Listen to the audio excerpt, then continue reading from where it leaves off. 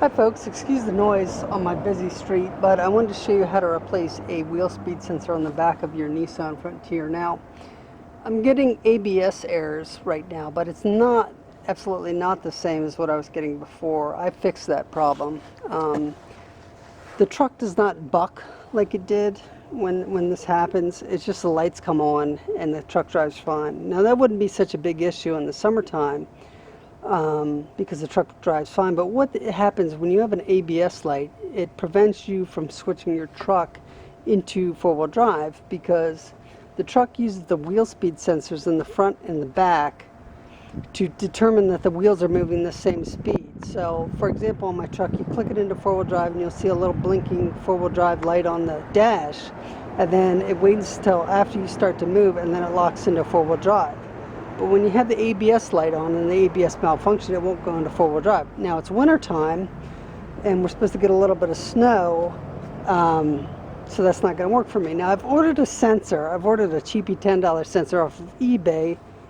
The sensors for this, if you get them from the dealer and other places, are like $250 to $150. Now I thought for $10 I'll try that sensor, and as long as it's not a short, maybe even if it is a short, it shouldn't hurt anything. I'm going to measure the resistance when I get it to see it's somewhere around 700 to 1200 ohms. But in the meantime, since it's going to be 10 days till I get the sensor, I'm going to take this off, and you can see the failure on the sensor. I'll try to show you that. It looks like road salt and stuff's around where the boot's cracked, and like it got inside there, and it gets in the way of the sensor reading. So what I'm going to do today, since it's 10 days till I get my other sensors, I'm going to take it off, take a hairdryer, and I'm going to see if I can boil out any water and moisture that's in there. And if so, that's great. And if it does, then I'm going to put some RTV around it.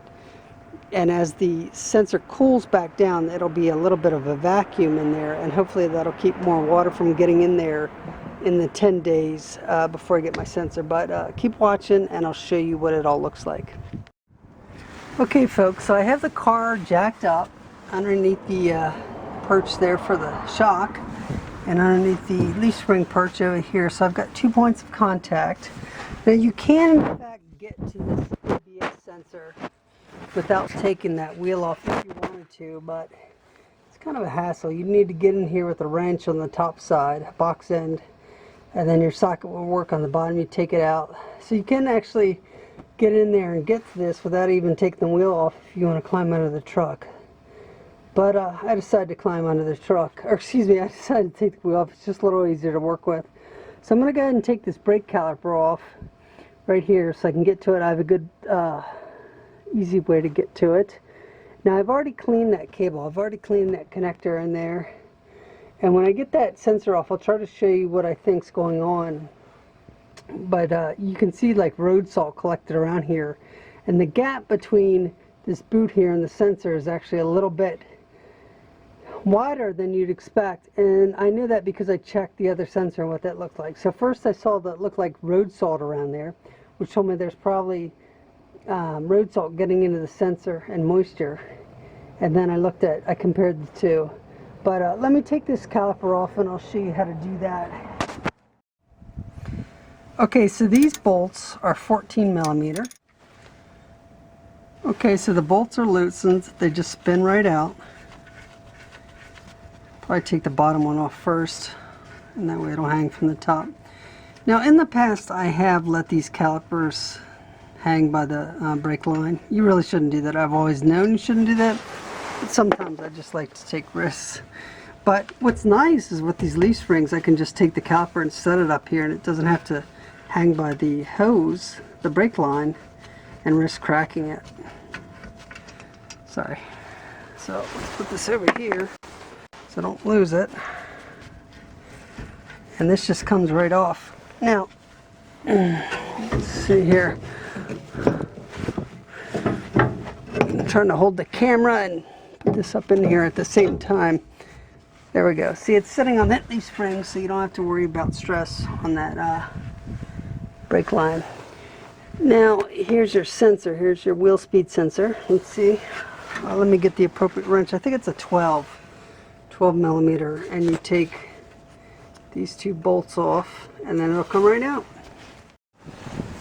Okay, so here's the sensor. Kind of blocking my own light here. Can you see where it's kind of whitish around the sensor where that boot goes in there? If you look real close, you can see it's kind of cracked. But the first thing you see is a ring of white, looks like corrosion around it. So I've already cleaned this off. I've cleaned the connector up in there. I've taken that off. That's no big deal. So what I'm going to do, I think, now just FYI, this already is not doing that error anymore since I cleaned the connector and all that. But I think we're going to get snow here. And you can clearly see that it's cracked. So what I'm going to do is I'm going to heat this up with a hair dryer. And look, they have this little O-ring here on the connector, and that's to keep water and stuff from getting down in there between this and the magnetic. Geez, I can't even talk right now. I can't even think what to call it. But there's a little like stator that rotates around in there and gives this a magnetic pulse. They put this O-ring here to keep water from getting down in there. But what I'm going to do is I'm going to get a hairdryer and heat this up, see if I see any condensation coming out of there. And then I'm going to take some RTV and I'm going to put it around there just to try and keep more water from getting in there before I get the new sensor.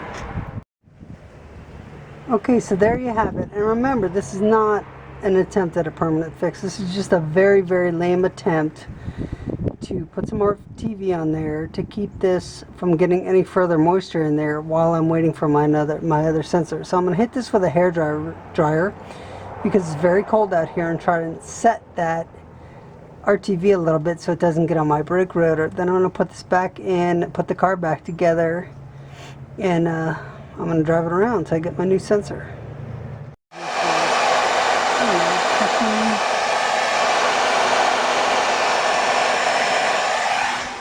Okay, so as I said, it's really cold out here. It's about 30 degrees. So I'm going to leave that hair dryer on there for about, I don't know, 15-20 minutes to try and set that RTV before I put the wheel back on. And then I'll take it for a ride. But as I said, after cleaning that sensor, the air went away for a little while, but I think it'll come back when it snows, gets road salt in there, it rains. So while I'm waiting the 10 days for my new sensor, I put this on there in hopes it wouldn't have an error until then. Thanks for watching.